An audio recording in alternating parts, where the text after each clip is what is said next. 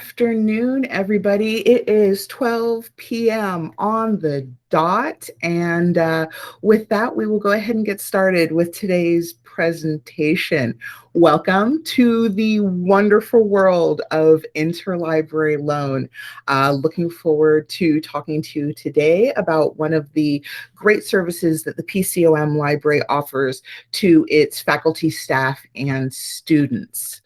I am Erica Roselle, and I serve as the User Services Coordinator, and I'm based on the Sewanee campus. I am the ILL Administrator for both the Sewanee and Moultrie campuses. My colleague Randy Blackwell is based in Philadelphia, and he is the ILL Administrator for the Philadelphia campus. Today's objectives for this session will be to learn what interlibrary loan is. You're going to learn why you might want to use ILL, and you are going to discover how to take advantage of interlibrary loan services. We're going to go through placing a request from beginning to end. We'll say a few words about creating an account in ILLiad, and we will talk about EasyBorrow, which is another way that you can borrow books through the PCOM library. So without further ado, we will go ahead and roll into that first question, which is, what is interlibrary loan? It's a jargony library term, but it's what we call borrowing and lending among libraries worldwide. We create this gigantic web of lending. Libraries call it different things. Some of them have cute titles like Request It or Get It Now. I would love to have a cute or kitschy name for our interlibrary loan service, because interlibrary loan service just sounds so bland. So if you have any ideas, feel free to send them to me. Basically all it means is that we are borrowing things, or we are sourcing materials from other libraries for the benefit of our users, and other libraries do the same thing. We do this because we can't buy everything. We provide this service, like I said, to other libraries. So libraries that have smaller collections than we do will borrow from us. So we are actually providing a very necessary service, not just to y'all, but to other libraries that we are affiliated with throughout the nation and the rest of the world. So what can you get through ILL? What would you want to borrow? And the answer is really anything, asterisk. We deal very heavily in articles and books. Articles, I think, are probably the most requested through the ILL service, and you would borrow those through either ILLiad or EasyBorrow, and those are the two services that we have. If you want to borrow articles, you would just place a request. Same thing with books. You would borrow those, again, through ILLiad or EasyBorrow. And it's not just scholarly works. You don't have to just limit yourself to things that you were doing for PCOM. I know there are many staff members who use EasyBorrow in particular to borrow pleasure reading or fiction and nonfiction books for that, they just want to read, kind of like your public library. We can kind of serve in that stead, because for a lot of people, we are the most convenient library. We are their home library. So we like to add a little bit of that, because we are not all just one-sided. We're not all just work. We're not all just research. Sometimes you need to get your pleasure reading on, and we can provide that for you as well. If you need research texts or textbooks, I happen to be in school, and a few terms ago, I was able to borrow a textbook for a class that I was taking through interlibrary loan. Saved me about $80 in having to either buy or rent.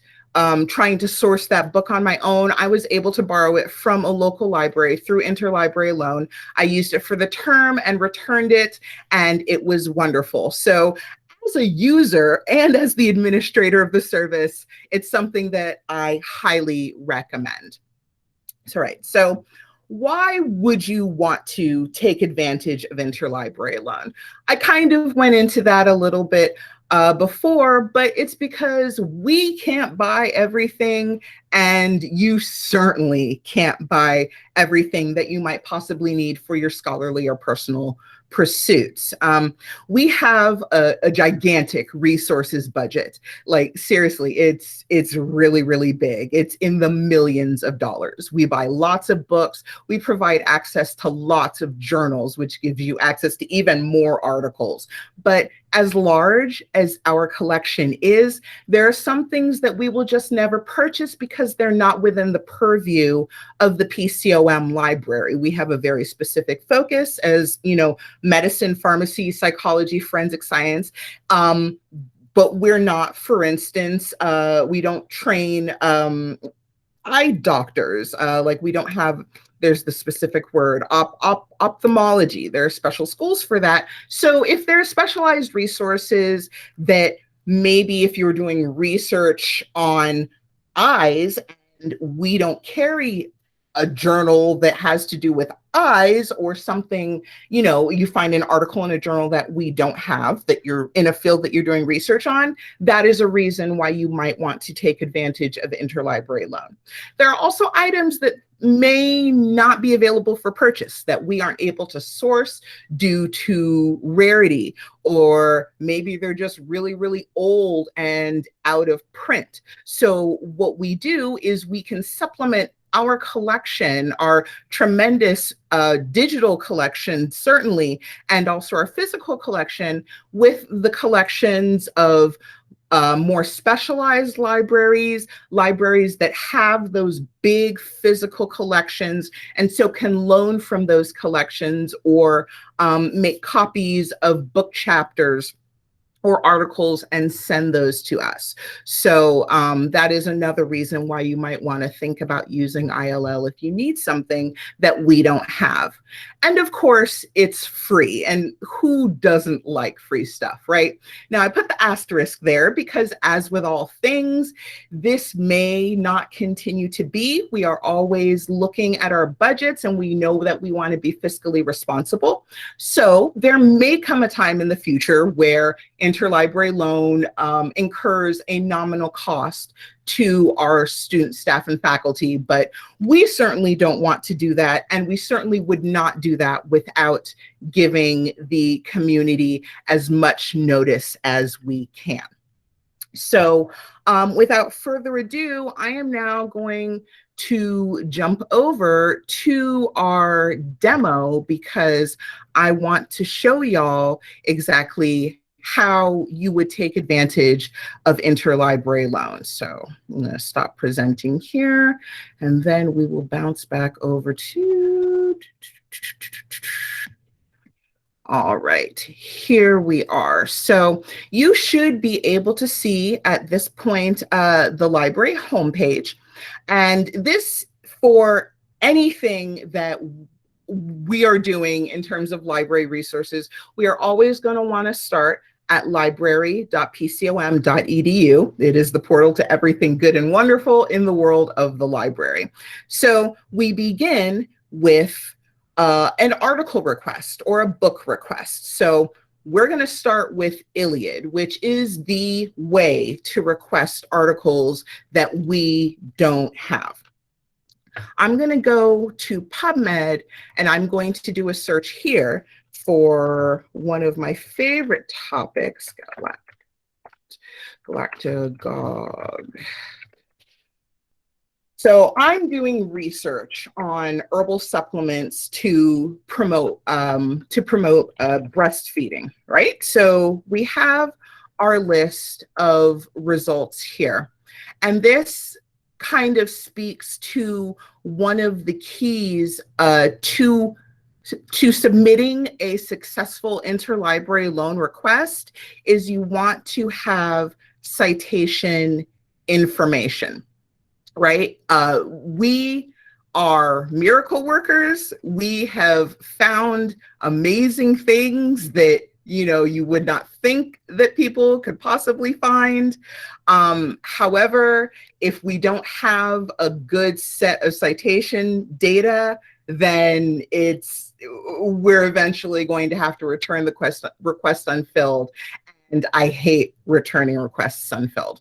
So if we're looking at PubMed, or maybe you're on Science Direct, or maybe you're at Google Scholar, and you have that citation information, you're going to take that, keep your page open, and then you'll bounce back over to the library homepage.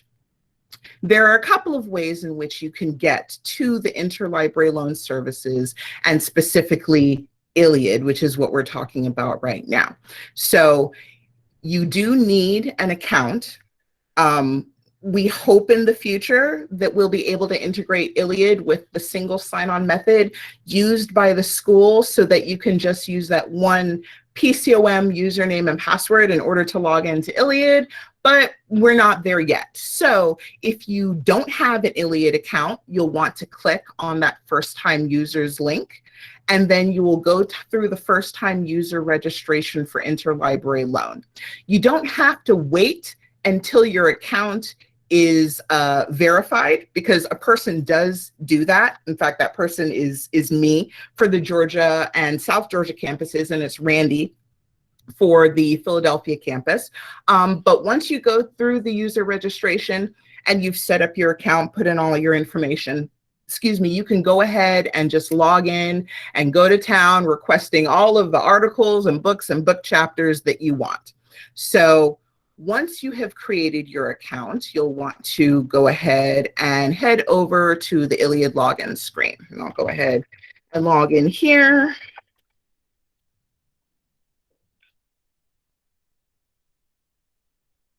Once you log in successfully, you'll be taken to the ILLiad homepage, which this is your dashboard, where you can see any requests that you have in process and any requests that have recently been completed. Along the left-hand side of the screen, you get your options to create a new request, either article, book, or book chapter. And then below that, you can see if you have any outstanding requests. Again, electronic delivery is located on the left-hand side as well, like I said, as well as the dashboard on that main page. If you've checked out any books through us, and they've been filled through ILLiad, you would find them here, any canceled requests, the history of what you've done, and of course, all requests, whether they are in process, filled, or canceled. So there's a lot of information that is reflected on this dashboard. So if you have a question about a request, you're wondering what status it's in, you can return to your dashboard and just view the different menu options and look at what you've got. So I have an article request that I want to do. So we're going to go ahead and do that. I have my PubMed citation there. So I'm just going to start copying and pasting. This is what we like. As much information as you can give us is great. I would say at a bare minimum, obviously you do have to have the journal title. The year is also a requirement. The pages, if you need them, or if you have them. A lot of e-articles don't have page numbers. So in order to get around that, put something in the field. If you have the DOI and you put that in, that is choice, because the DOI is always going to lead us to the correct article every single time. So if that's all you wanted to put in there, that would be cool. We also love if you got your citation from PubMed. We love it if you include the PMID. It's not a must, it's not something we gotta have, but we would definitely like if you gave us that information, because it makes life a little bit easier for us, and it makes sure we can then make sure that we get you exactly what you are requesting. Of course, we'll also need the title. And that is it. There's also a space for the DOI down here, but like I said, a lot of articles do not include a page number. It won't throw an error if it doesn't look like pages, but if you want to just put the DOI in there to get around the requirement, that would be fine. Please let us know the date after which you no longer need it. And then if you will accept an article in a language other than English, because of course there are some journals that are only published in a certain language. If you'll accept something other than English, make sure you tell us that, and then give us any other notes or comments or things that we might want to know about the article, like if maybe you were able to find that it has supplemental information, or if you need high-res images that are included in the article. Let us know that too. The more information that you can give us, the better it's going to be, and the better results you're going to get from making this request. So after you filled in everything, you go ahead and you submit your request, and then it comes to us. You have your transaction number, and then you can see that it's in status awaiting copyright clearance. Now, as this request moves through the chain from, staff management here at the PCOM library out to the out to the library world, where somebody tries to find it for us and send it back, you'll be able to watch all those updates. So I recommend checking back every so often just to make sure it's moving through the queues as you would expect it to. We try to action on everything within 24 to 48 hours of receiving the initial request, because I don't like to have stuff sitting in my queue. I don't know about y'all, but that kind of makes me kind of nervous when I have stuff sitting there for too long. And we know y'all want you want your stuff as soon as you can get it. So we understand that, we respect that, and we will try and get it to you as soon as we can. The process is the same for books or book chapters, where you will put in at a minimum the information that is marked with the stars there, and then you'll fill out any other information that you have about the book or the book chapter. As I said, you can see the status of requests using the options on the left-hand side of your screen. If I had any electronic delivery requests that had been sent, that's where you would see them right here. So the nice thing about articles through Interlibrary Loan is it all happens digitally.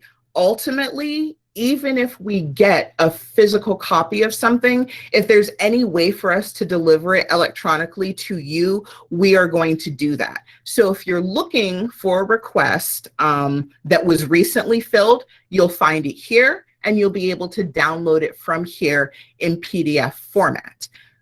As it says here, you will have access to that article or chapter for 30 days from the day that it is filled. So on that 31st day, it gets deleted. It's not gone though. If you accidentally delete something, or you get past that 30-day mark and you're like, oh crap, I didn't download it, all you have to do is email galibrary@pcom.edu, or you could email me, or you would email library@pcom.edu for Philly, or you would email Randy for Philly. And all that information, contact information, will be at the end of my presentation. But the electronic delivery screen is where you see the things that have been filled for you and delivered to your ILLiad account. If you've checked out any books, physical items that we've gotten for you, you'll be able to see the status of those on this screen. Just as a reminder, those do have due dates. So at some point we will email you to return them. You'll get courtesy notices, and we want, of course, to be good stewards of the things that we get for you. So always want to make sure that you take care of those books and return them on time. If you have any canceled requests, you can see them here. Obviously, I have a lot of them because I've done a lot of test requests that I actually did not want, but you can see the status of those. And if for whatever reason you wanted to resubmit a request, this comes in handy if a request is returned unfilled, or maybe I had to cancel it for some reason, or my staff had to cancel it, or you just need it resubmitted. You can do that here, or you can clone the request, which basically duplicates it so you can add additional information or change different aspects of what was in the requests. History requests is going to show you everything that you've done, both filled and unfilled, for the entire life of your ILLiad account. Same thing with all requests. That will show you the same thing. And if there have ever been any notifications, like if you've been naughty and you had an overdue ILL item, like apparently I did at one time, you will be able to see the text of those notifications in your ILLiad account as well. And then of course here at the bottom, you do have the user tools here where you can change your username, or you can change your password. Of course, please, please, please choose a good password. If you ever forget your password or you lock yourself out of your ILLiad account, you would contact us, contact your campus library, and we can certainly reset that for you and get you back into your account. So we are going to now bounce over to the other half of our interlibrary loan service, which is called EasyBorrow. This was a favorite of our previous library chief, not only because it gives you access to the physical collections of, I want to say like 50 or 60 undergraduate and graduate institutions in Philadelphia, Delaware, and New York, maybe Rhode Island as well. But we pay a decent amount for that access. So we definitely want to get the return on investment and, you know, give these materials to y'all and make them available to you. You actually do not need to set up an EasyBorrow account like you would do for ILLiad. You already have one as a PCOM student, staff, or faculty. You would click on EasyBorrow, and that will take you to the login screen. Now, what you need to log in is your patron ID. And I don't know if y'all can see this, but there is a 5-digit number there under the strip, the mag strip on your ID card.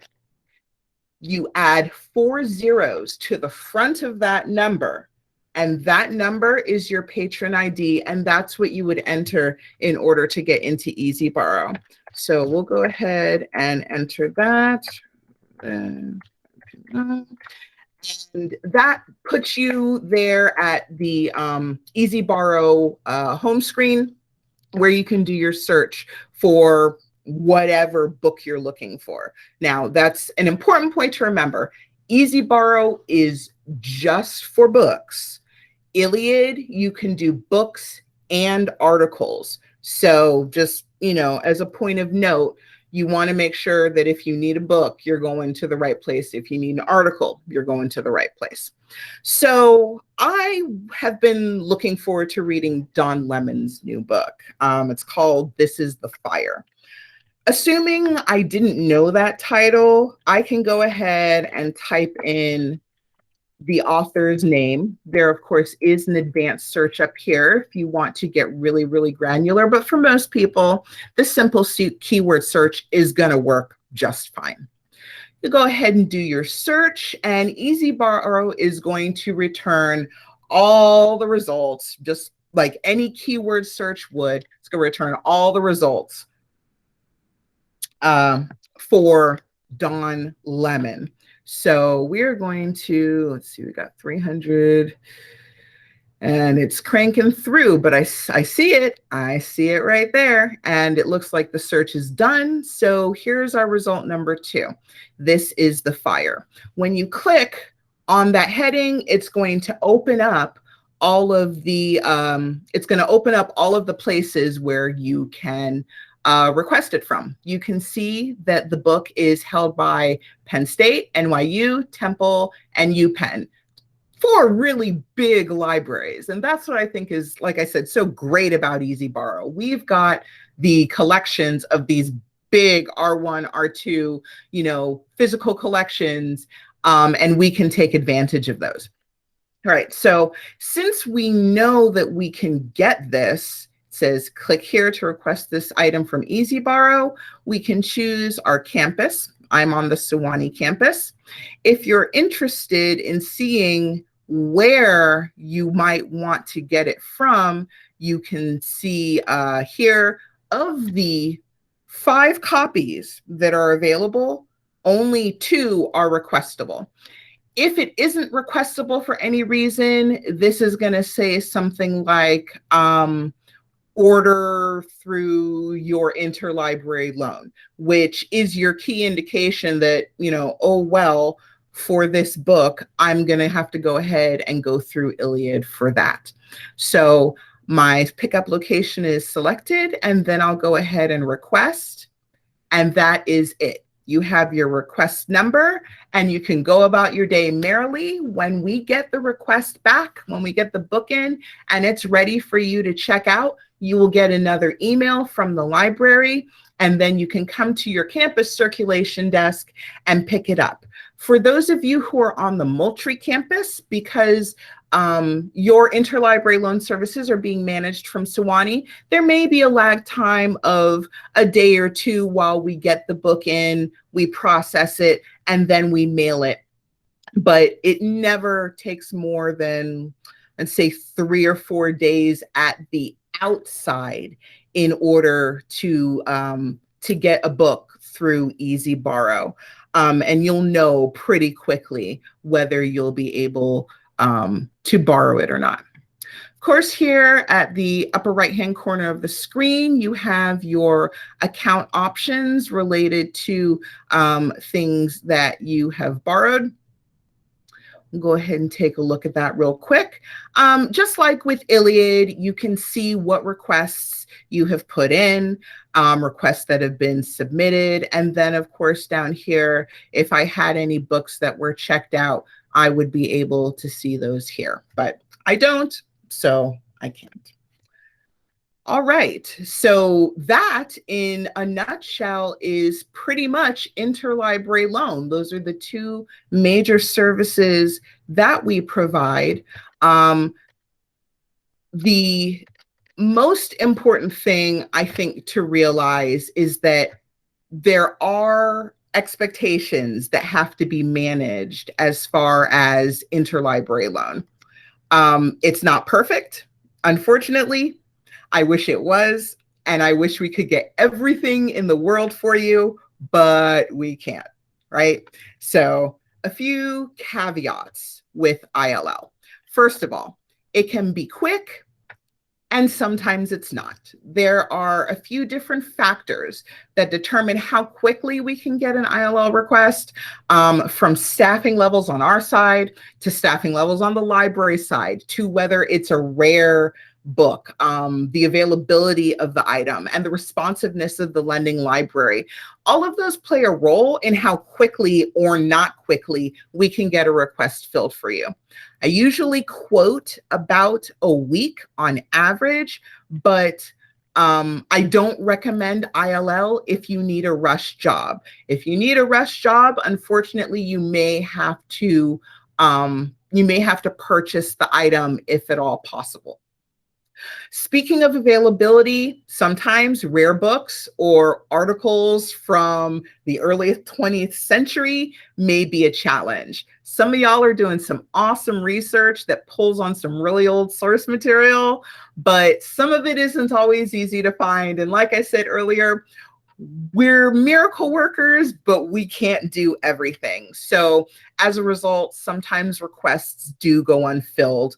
Sometimes the article's too new. Sometimes it's too old. Sometimes a book is electronic and it can't be loaned. We do everything we can to get a request to completion. But if we can't, we will do our best to give you options. Maybe you need to wait a few weeks until the article gets a little older and, populates to some libraries, and then you can try the request again.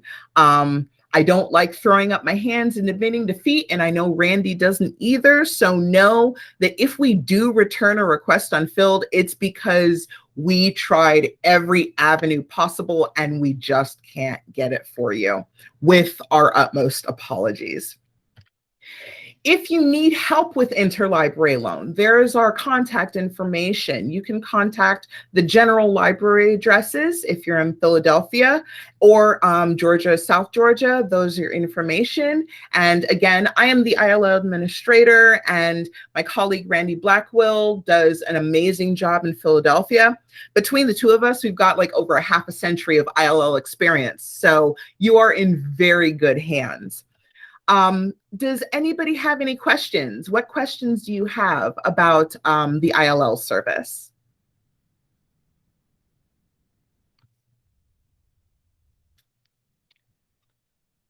Okay, well, if you do have any questions, again, I am Erica Roselle. I'm in Google. You can contact me anytime with any questions, and I'm happy to answer them for you to take advantage of this wonderful service. Skelly says, thank you so much for listening and attending. Of course, this video will be up on our YouTube channel and it will be up on our Facebook page. So if I moved a little too fast or there was something that you missed, it will be up there in the next few days so you can watch it again. My extension is 7542.